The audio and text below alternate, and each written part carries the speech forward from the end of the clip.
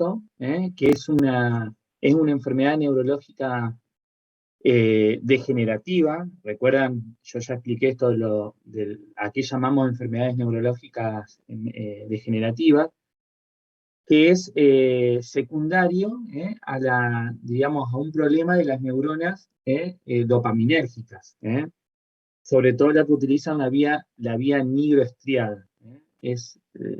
La sustancia nigra está en el mesencéfalo y tiene comunicación con los ganglios de la base. Esa vía es la que está más afectada por una acumulación de proteínas que es la alfa-sinucleína. Esa acumulación de proteínas produce una muerte neuronal. Ese sería el concepto de enfermedad de Parkinson. Esto está.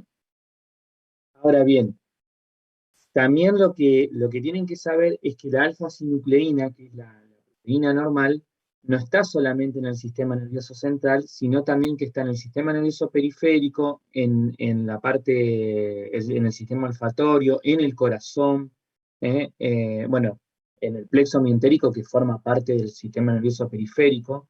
Es decir, ¿qué les quiero decir con esto? Que la enfermedad de Parkinson no solamente está limitada a los síntomas motores, sino que hay otra sintomatología. Inclusive comienzan con esta sintomatología previamente, como es la pérdida del olfato,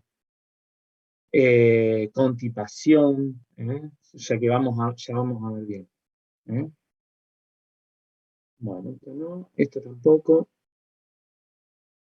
Bueno, y acá lo importante es lo que tenemos que hacer es diferenciar si esto es una enfermedad de Parkinson o es una. Yo esto después se los paso al PowerPoint, no se preocupen.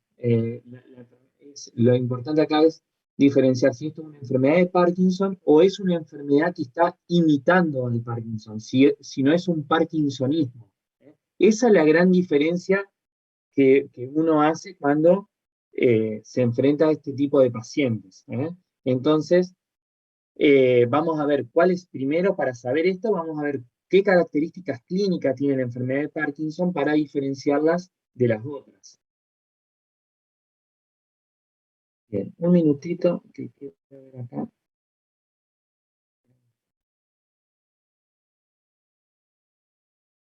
Un minuto, ¿no? Que tengo varios PowerPoint y este no es.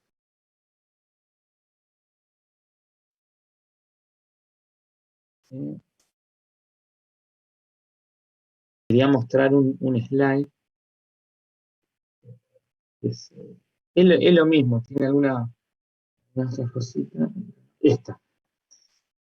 Digamos, lo que uno hace cuando uno habla de parkinsonismo, tenemos el que es el primario, que sería ahí está, la enfermedad de Parkinson. Cuando uno habla de un parkinsonismo primario, la enfermedad de Parkinson. Ahora bien, podemos tener parkinsonismos secundarios y la causa más frecuente es la vascular.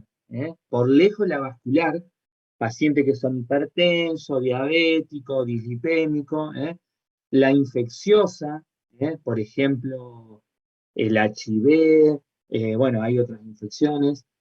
Los fármacos, muy importantes, esta es también una causa muy importante de parkinsonismo, porque son fármacos muy utilizados, como por ejemplo la sinaricina, que se usa mucho para para los mareos, la flunaricina, que es un preventivo para la migraña, también produce parkinsonismo, y por supuesto vamos a tener todos los fármacos psiquiátricos, los antipsicóticos típicos, el haloperidol, y el resto de los antipsicóticos, la risperidona también, son todas causas de parkinsonismo. El traumatismo de cráneo, la hidrocefalia normotensiva o lo del adulto también produce un parkinsonismo. Estas son causas de parkinsonismo secundario. Después el otro grupo podemos tener las formas hereditarias. Hay Parkinson que son hereditarios, que tienen formas familiares. Y después, por supuesto, tienen otras características. Por ejemplo, las ataxias espinocerebelosas, que son hereditarias, tienen otro. Acá el Parkinson se limita solamente a tener síntomas motores, no va a tener signos piramidales, de la vía piramidal o signos cerebelosos. Estos Parkinson hereditarios y estos Parkinson atípicos tienen otra afectación de otro sistema, del sistema piramidal, del sistema cerebeloso, y pueden estar asociadas a otras enfermedades. Eso es lo que la diferencia de la enfermedad de Parkinson. Ya vamos a ver cuáles son las características clínicas. Dentro de los parkinsonismos atípicos tiene unos nombres bastante complicados, pero bueno, hay que saberlo, que es la parálisis supranuclear progresiva, o se conoce como PSP, parálisis supranuclear progresiva, degeneración córtico-basal, la atrofia sistémica múltiple y la demencia a cuerpo de Lewy. ¿Okay? Entonces, Parkinson primario, parkinsonismos secundarios, a la cabeza va vascular, los fármacos, las formas hereditarias, acá voy a tener antecedentes familiares de enfermedades de este tipo de enfermedad neurológica, y recuerden esto, los parkinsonismos atípicos, que son la parálisis supranuclear progresiva, la degeneración córtico-basal, la atrofia sistémica múltiple y la demencia cuerpo de Lewy. ¿Cuál es la diferencia con estas? Que tienen compromiso de otros sistemas, del sistema piramidal, cerebeloso, y van a tener otras cositas al examen físico, que ya vamos a ver. Bien.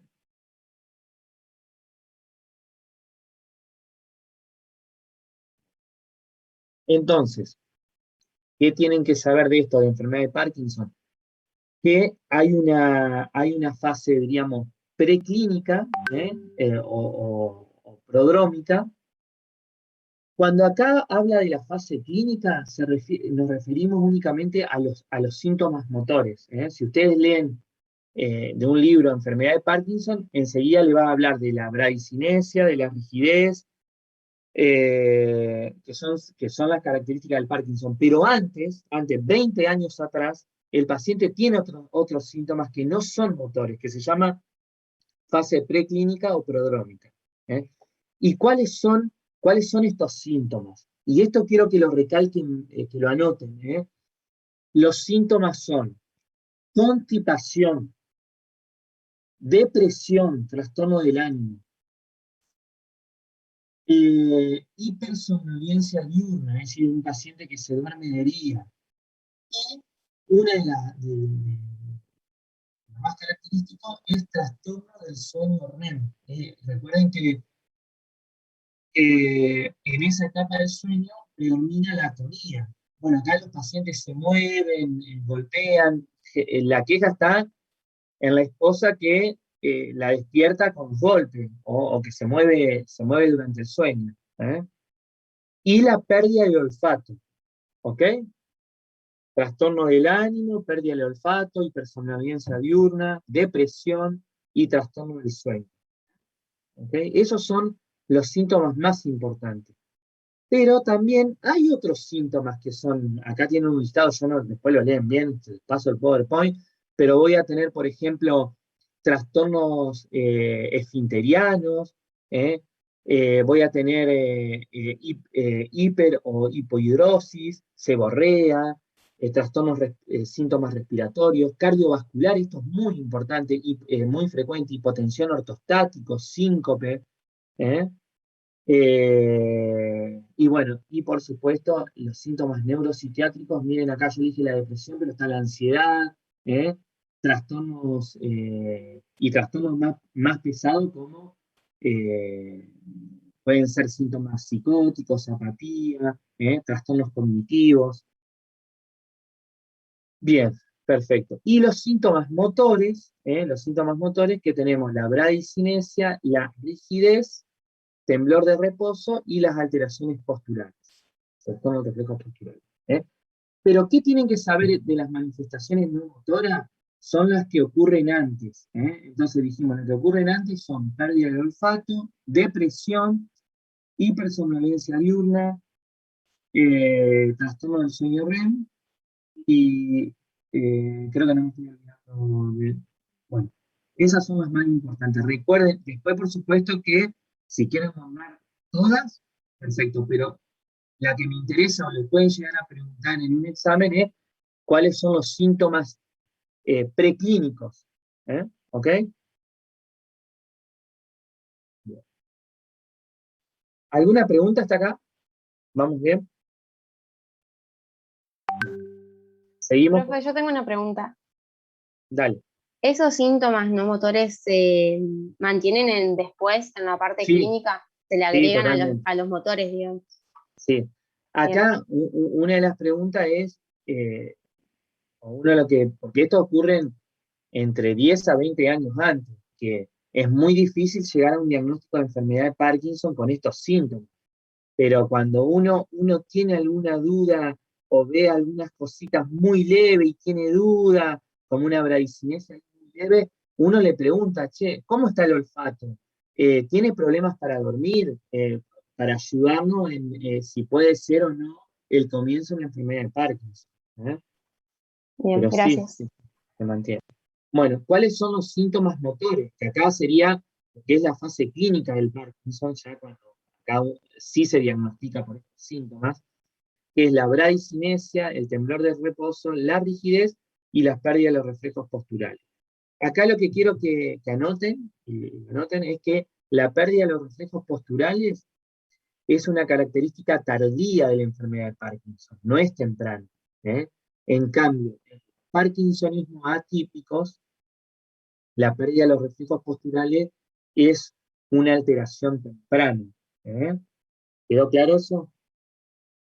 Esa va de regalito, esa es una pregunta de examen del escrito. Entonces, la alteración de los reflejos posturales se da en una etapa tardía de la enfermedad de Parkinson, no en una etapa temprana. Cuando está, yo tengo que sospechar no un Parkinson, sino un parkinsonismo atípico.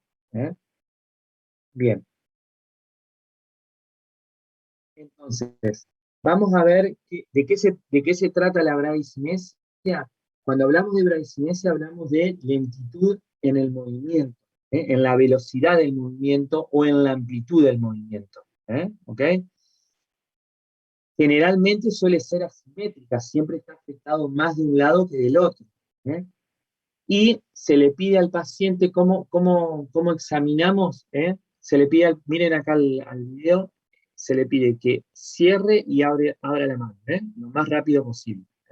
O la pinza, que haga esto, o esto que es como tocar flexión y extensión de los dedos, o movimientos de pronación y supinación. Entonces vamos a ver la velocidad y la amplitud del movimiento. ¿Eh? Del pie, apoyamos el talón del pie y hacemos que haga esto, con el pie. Y vemos también, evaluamos la velocidad de los miembros inferiores. También se puede hacer con la mano, hacer esto, apoyo el talón de la mano y hago esto.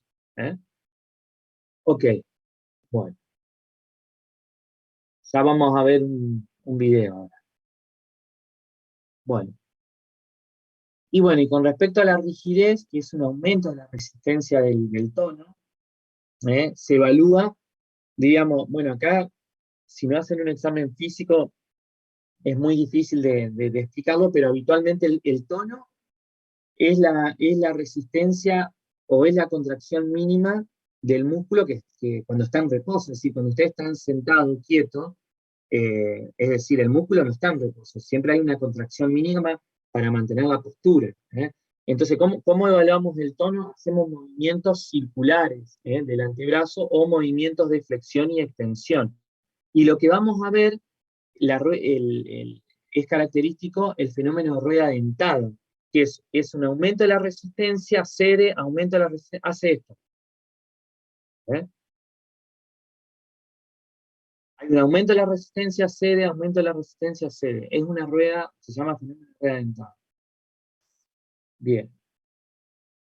En cambio, esto es importante a diferencia de las enfermedades centrales, por ejemplo una ACV que va a tener un aumento del tono en el cuerpo, el aumento de la resistencia es inicial, yo tomo el tono, hay un aumento de la resistencia y después cede.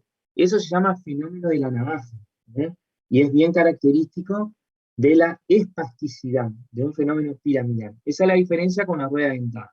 La rueda dentada no, acá tenemos un aumento de la resistencia en todo el movimiento y es aumenta, cede, ¿no?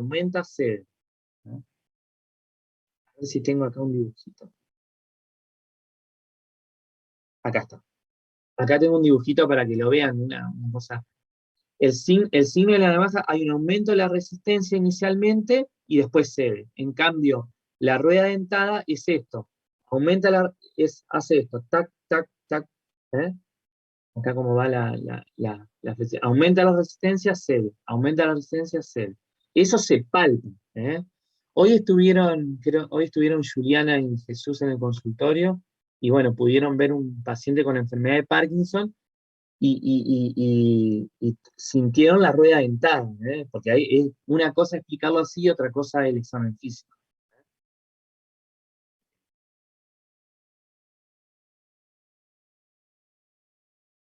Y lo que hace la rigidez también es que el paciente, por la rigidez y por la bradicinesia, ambas, el paciente tiene una postura en flexión del tronco, ven acá, tiene los codos flexionados, esto se dice que tiene siempre una postura en flexión, porque en general, flexión del tronco, flexión de los codos, flexión de la muñeca, flexión de la rodilla, tiende a tener una postura en flexión generalizada. ¿eh? Excepto los dedos que no tiene una extensión. Bien. Esto está. Recuerden que el Parkinson, tanto la bradicinesia como la rigidez, siempre es asimétrica. Esto traten también de anotarlo. La rigidez y la bradicinesia es asimétrica. Siempre está más comprometido un lado que del otro. En cambio, los parkinsonismos atípicos siempre es una bradicinesia y una rigidez bilateral, es simétrica. Esa es una diferencia muy importante.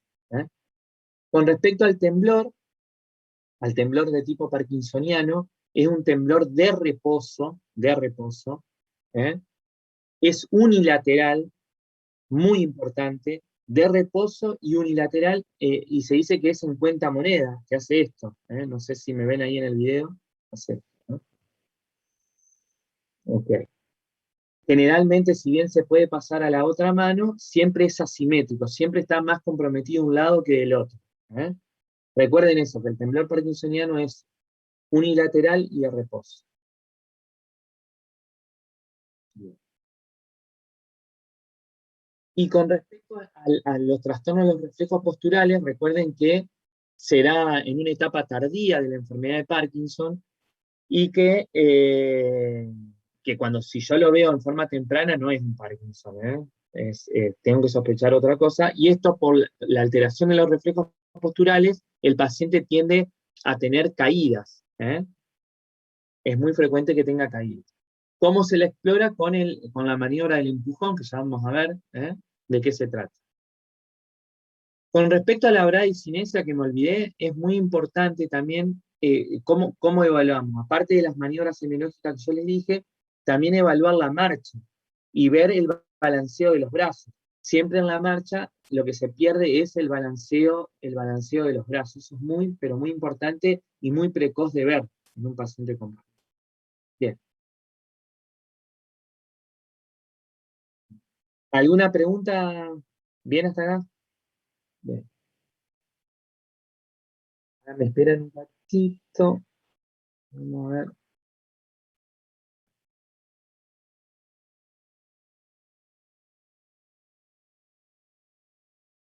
Bien.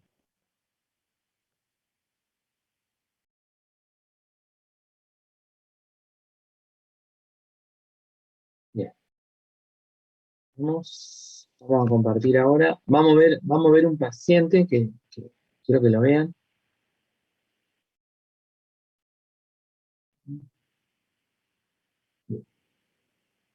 Y ahí va. ¿Qué anda pasando?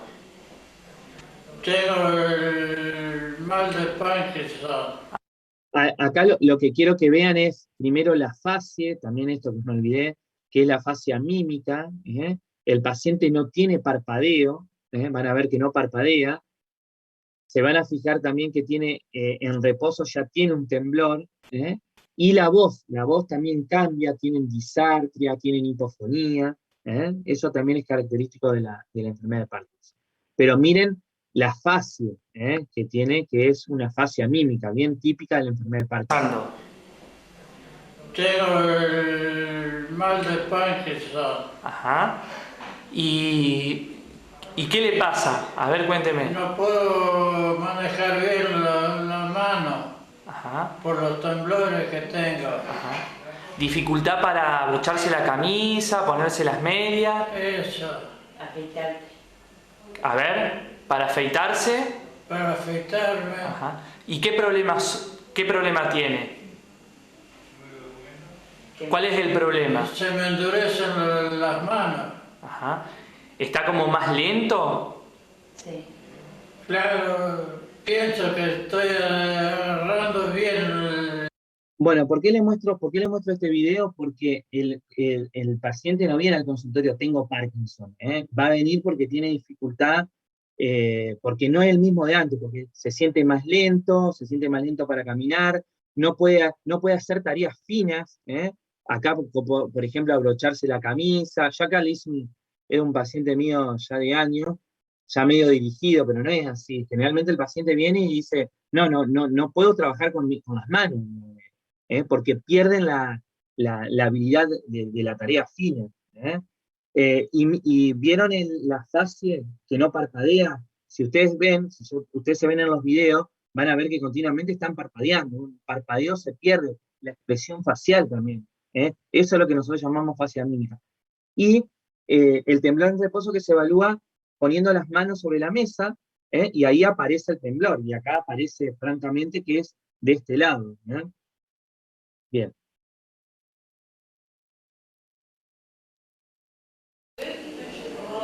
Bueno, ahora lo que vamos a ver es cómo se evalúa el temblor. Primero se colocan las manos sobre la mesa, para ver, esto se evalúa si aparece en reposo. Después se hacen extender las manos, ese sería el temblor postural. Y lo otro, se hace la prueba índice nariz, que sería el temblor cinético. Recuerden una cosa, entonces, el temblor parkinsoniano es unilateral y de reposo. En cambio, el temblor esencial, que es el temblor más frecuente, es bilateral y es postural y cinético, nunca en reposo. Esa sería la diferencia también. Miren que esto le preguntan mucho en el examen, la diferencia entre temblor parkinsoniano y temblor esencial.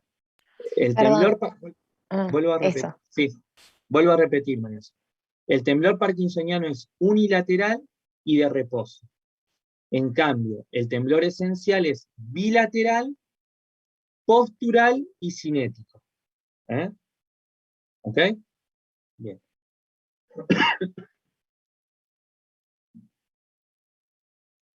Bueno, ¿vemos el video? Tenga las manos así.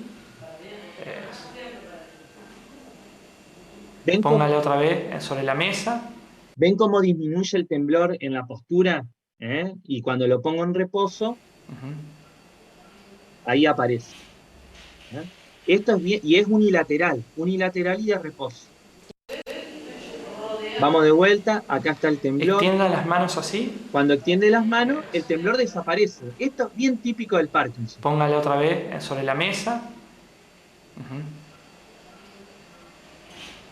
Y en cuenta moneda, es el dedo gordo y el índice, el pulgar y el índice, con movimiento de aducción y abducción. Bien. Bueno, acá ¿qué tienen que ver? Siempre cuando tenemos un paciente con Parkinson, evaluamos la marcha, es muy importante, porque vemos primero la postura, que habitualmente tiene una postura en flexión, y vemos, lo que quiero que vean, es que el balanceo de los brazos, si está, habitualmente una persona normal hace esto, balanceo los brazos. Y otra cosa importante es que el temblor aparece cuando camina. Si vienes de reposo, el temblor parkinsoniano aparece con la marcha, se pone en evidencia. Entonces vamos a ver el video. Miren que no balancea los brazos. De la vueltita. Tiene una marcha a pasitos cortos. Y el temblor. Miren acá el temblor, si lo ven. Pegue la vueltita. Venga para acá.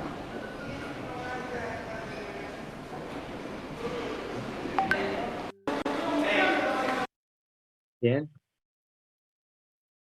Y por último, sí.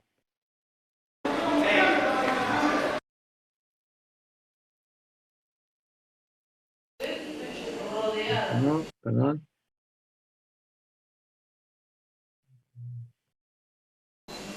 Ahí.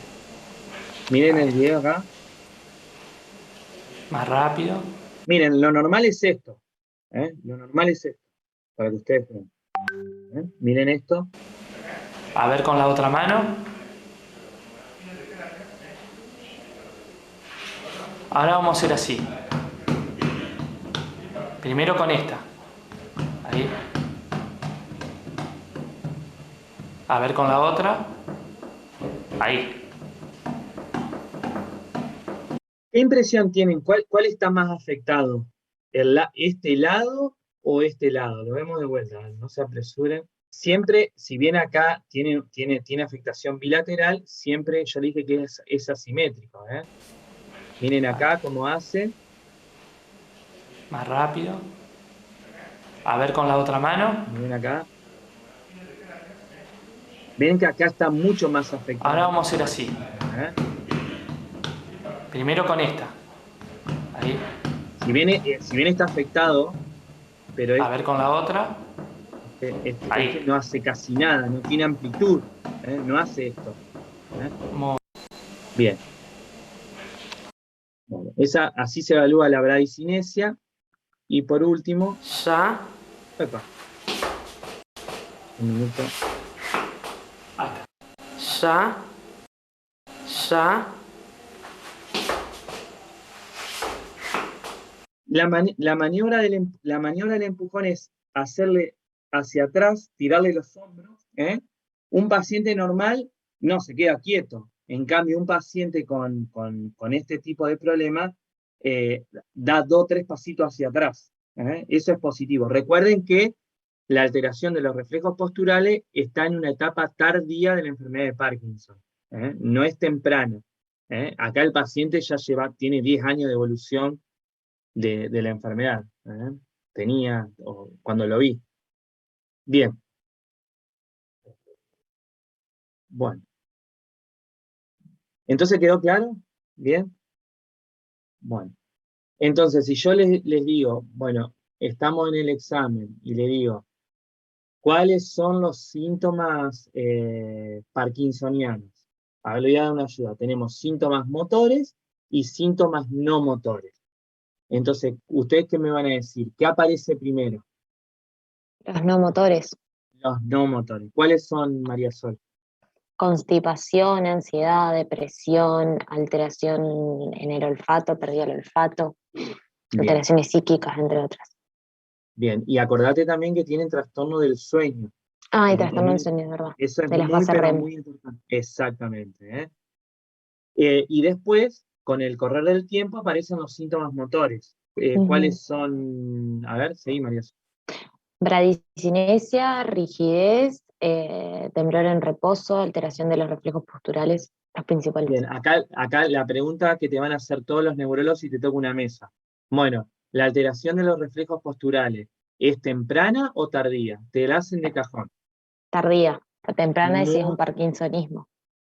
Excelente, perfecto. Y bueno, ¿y la bradicinesia cuál sería el concepto? Si vos lo tenés que definir con tus palabras. ¿A qué llamamos bradicinesia? Una lentitud en los movimientos que genera el paciente. En los movimientos voluntarios. En los movimientos voluntarios, ¿verdad? Una lentitud y una disminución de la amplitud. Y también, que me olvidé, que hay una pérdida de los movimientos asociados. ¿A qué llamamos movimientos asociados? Cuando uno camina, el balanceo de los brazos. Ujú. Está la pérdida, recuerden eso. ¿Ok? Bien, la rigidez, vamos a ir con vos, María Sol, ya que tenés. Ok. La rigidez es, La rigidez ¿cómo se sería llama? Sería un aumento del tono muscular que tiene el paciente. ¿Sí? ¿Y Como que cómo se llama cuando hay una enfermedad de Parkinson? Un fenómeno de... En la vía piramidal se llama espasticidad. el de la rueda dentada. Y tenés que decir eso, un fenómeno de rueda De rueda dentada. dentada. ¿Ok? Bien. Hay Perfecto. un aumento del tono con un fenómeno de rueda dentada. Mm. Y lo otro, el temblor. Bueno, hasta los clínicos preguntan esto. ¿Cómo es el Sí. temblor? ¿Cómo es el temblor parkinsoniano versus el temblor esencial? El temblor parkinsoniano es unilateral, es en reposo, y el parkinsoniano es más bien simétrico, se da ante los El esencial. movimientos. El El, esencial, esen- perdón. El el esencial esencial. se da ante los movimientos y es simétrico, bilateral. Acordate, te lo corrijo, es postural Postural. Ujú. y es cinético. Haciendo la prueba índice-nariz. Acordate eso, postural y cinético. Bien. Pero es bilateral Postural también, ¿no? es Simétrico bilateral. sería. Ujú. Bilateral, simétrico, postural y cinético, así se llama, cinético, porque es con Bien. el movimiento, es cuando uno hace la prueba índice nariz. Ajá, Eh, cinético. cinético.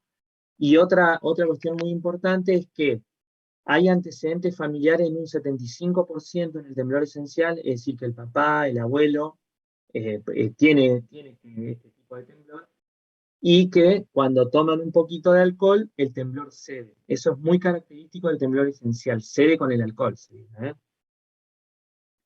Disminuye con el alcohol. Sí, ojo, ahora me va a decir que tenés temblor esencial vos los fines de semana. Ojo con eso. No. Ok. Bueno, perfecto, quedó claro entonces. Y la alteración de los reflejos posturales ya lo dijimos. Bueno, y seguimos. ¿Está claro eso? Bien.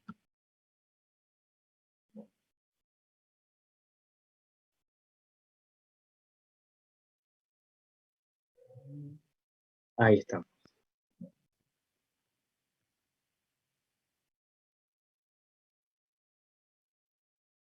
Bueno, esto no lo voy a dar.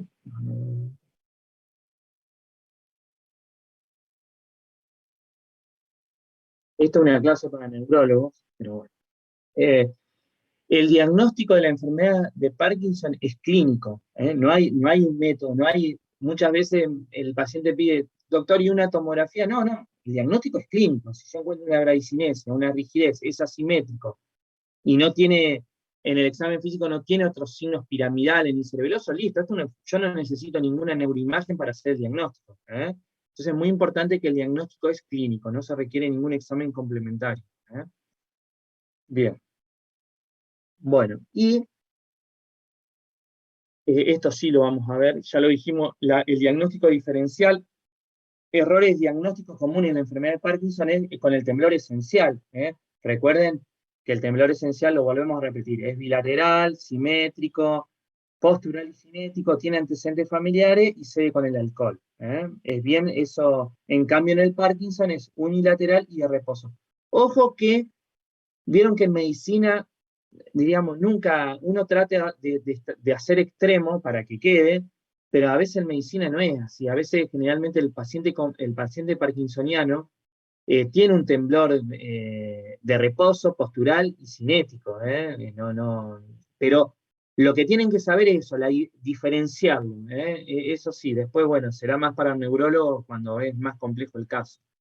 Bueno, con respecto a la parálisis supranuclear progresiva, que estos se llamaban, recuerdan, los parkinsonismos atípicos, lo que tienen que saber de acá, que es cómo lo diferencio, es que en la enfermedad de Parkinson lo que se produce es un movimiento, tienen un problema también en el Parkinson tienen un movimiento, dificultad para elevar los ojos hacia arriba. Si uno le pide, mira hacia arriba, van a ver que hay un poco de dificultad. Eso es característico del Parkinson.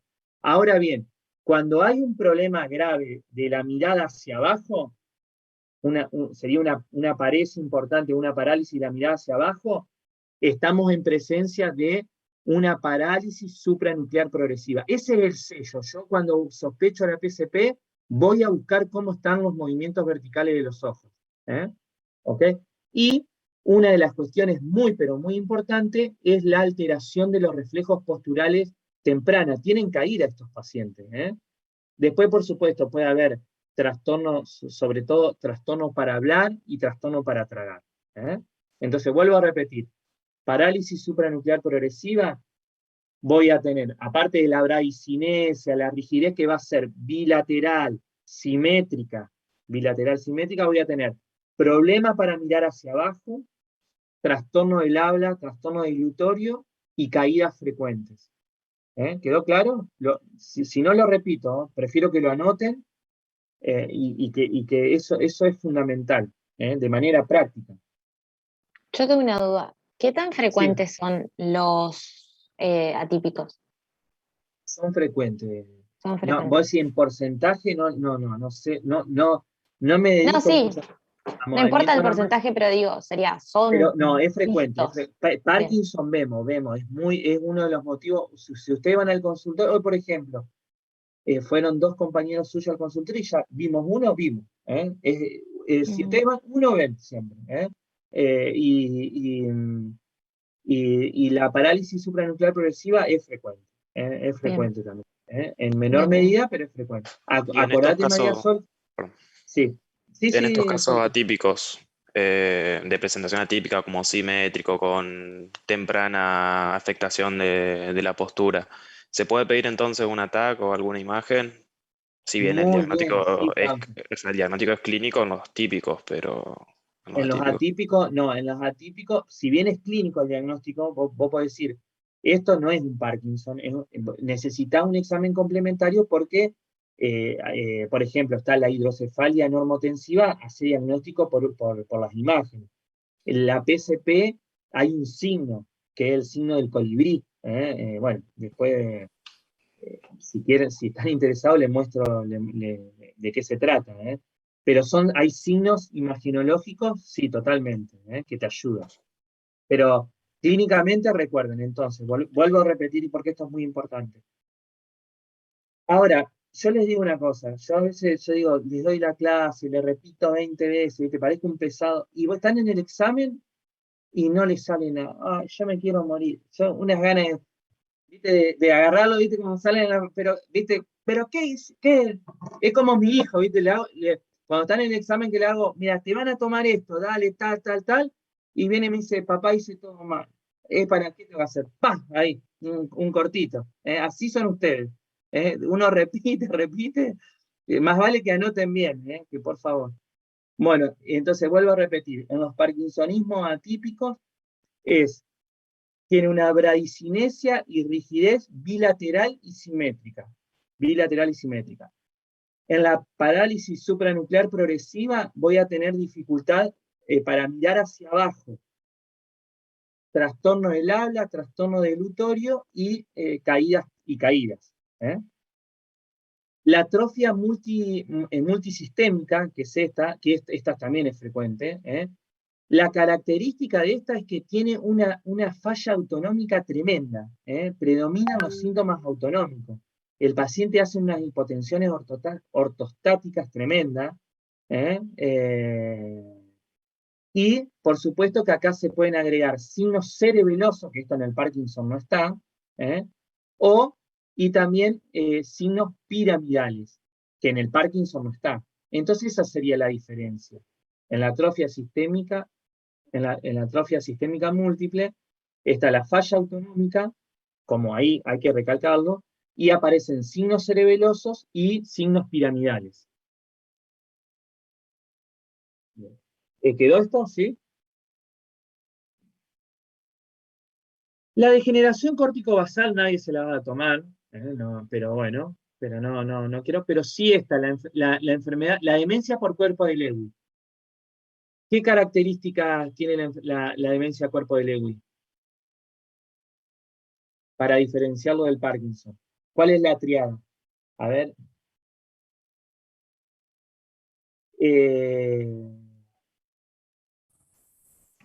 Las alucinaciones visuales. Muy bien. A ver quién está hablando. Joana. Perfecto, dale, Joana. Dale. Alucinaciones visuales, ¿qué más? Después era lo cognitivo. Bien. ¿Qué pasaba en lo cognitivo? ¿Te acordás? Pero las alucinaciones visuales, vos pusiste la palabra clave, porque en un Parkinson no está. Un Parkinson no tiene alucinaciones visuales. Entonces las alucinaciones visuales es de la demencia cuerpo-lengua. Después está el parkinsonismo, que va a ser simétrico, bilateral, eh, ¿cómo se llama? Y las alucinaciones, y después va a tener las fluctuaciones cognitivas que fluctúan en el día, y esa es la triada, fluctuaciones, la fluctuación cognitiva, las alucinaciones visuales y el parkinsonismo.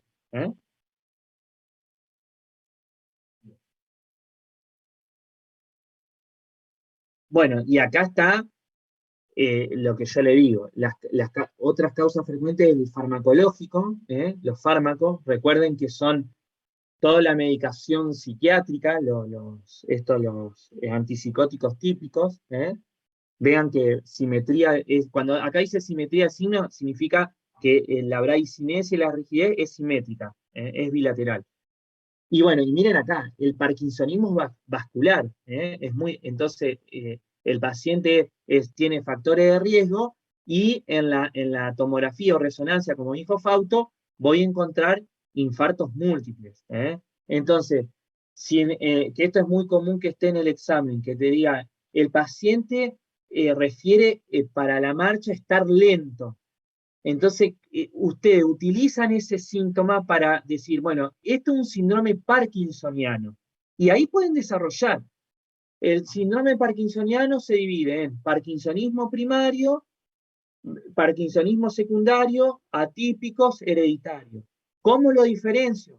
El Parkinson primario, El resto de los parkinsonismos es simétrico, en cuanto a la bradicinesia, la rigidez, y después me pueden decir los signos que dijimos, si tiene una parálisis de la mirada hacia abajo, voy a pensar en una PCP, pero si ya en la historia clínica es hipertenso, es diabético, tiene colesterol, piensen en esto, en un parkinsonismo vascular, que es muy frecuente. ¿Quedó claro eso? Porque en el examen dan vuelta. Está, entonces, se tienen que sacar las dudas acá, por favor. Entonces, cuando usted diga, el paciente, todos los casos clínicos son hipertensos, diabéticos, que tienen colesterol, y el paciente refiere trastorno del ánimo, la marcha más lenta, cognitivamente que no está bien, entonces puede ser que esté dentro de un síndrome demencial y un parkinsonismo. ¿Ok? Se puede englobar todo, esto se puede englobar en una demencia vascular. La demencia vascular, tal, y tiene un parkinsonismo aparte. Y ahí tienen que decir las diferencias entre enfermedad de Parkinson y parkinsonismo. ¿Quedó? ¿Quedó claro? Bien. Bueno. Y dos palabritas con el tratamiento. Sí, estamos bien. Y con esto ya terminamos.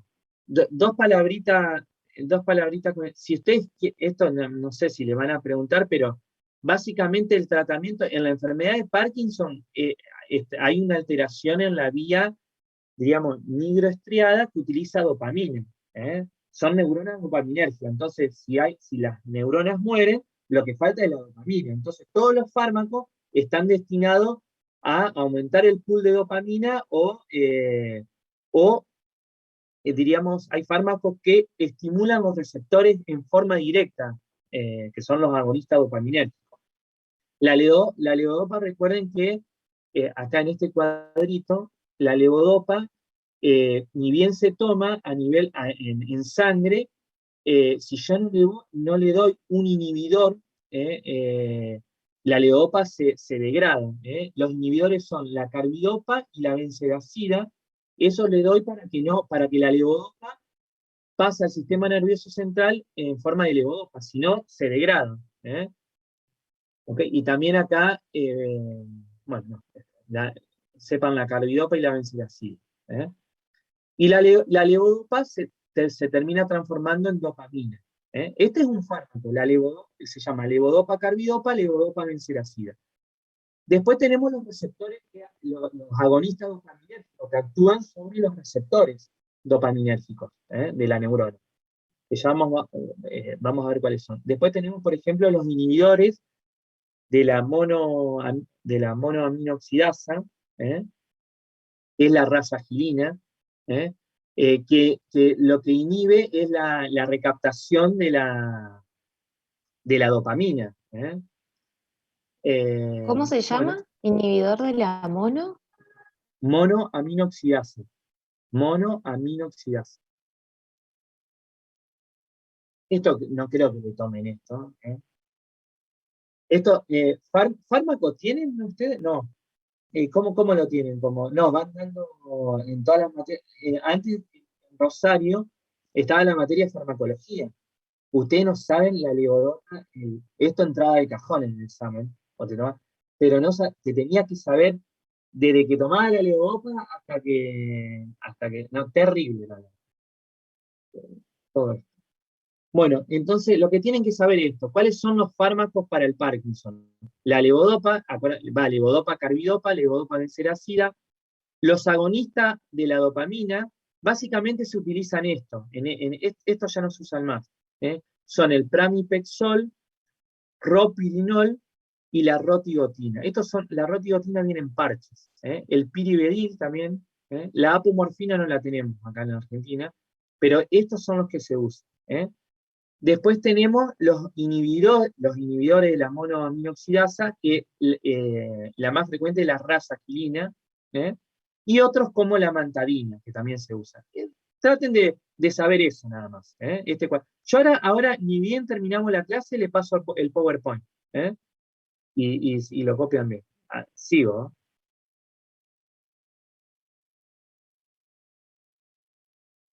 Bueno, y yo creo que este cuadrito es el que tienen que anotar. El cuadrito, a ver, esto es lo que se usa, igualmente, como yo siempre digo, que en medicina todo es muy discutido, pero esto es lo que uno sigue en el consultorio. Entonces, si tenemos un paciente con enfermedad de Parkinson, lo primero que vemos es si hay afectación funcional, si estos síntomas motores al paciente le perjudican la vida diaria. Si tiene afectación de la vida diaria, vemos si es algo leve o si es algo grave. Si es algo leve, que uno se da cuenta en el consultorio, vamos a empezar evitamos la levodopa. Vamos a iniciar con un inhibidor de la monoaminoxidasa, que es la rasagilina, y un agonista dopaminérgico. Y por supuesto, si es más este paciente, si es menor de 60 años. Ahora, si el paciente tiene una dificultad grave y es mayor de 60 años, uno puede comenzar con la levodopa y en el tiempo agregar agonista dopaminérgico. Un agonista dopaminérgico.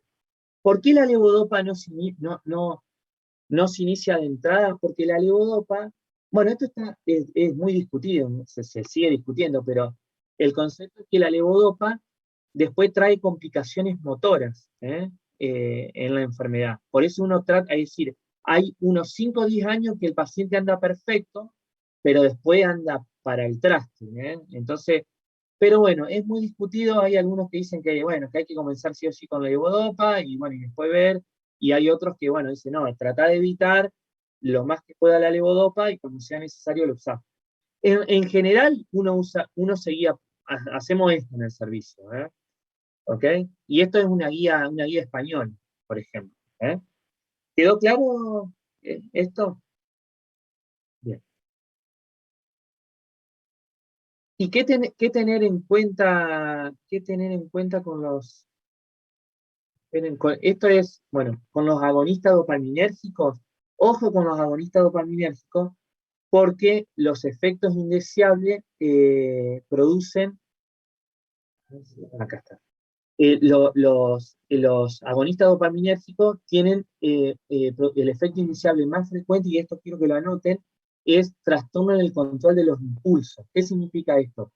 Un paciente que ya es impulsivo de por sí, si yo le doy un agonista dopaminérgico, lo exacerbo. Por ejemplo, si un jugador que va al casino, todo, y encima le doy un agonista dopaminérgico, le agravo más este trastorno. Bueno, miren, acá esto lo tiene, también ahora se los paso.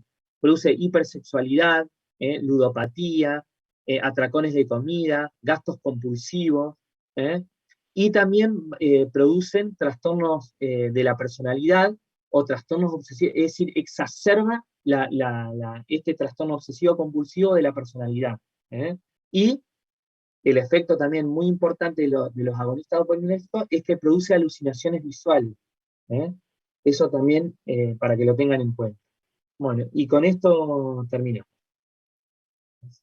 Más. Listo. Bueno, ¿quedó claro eso?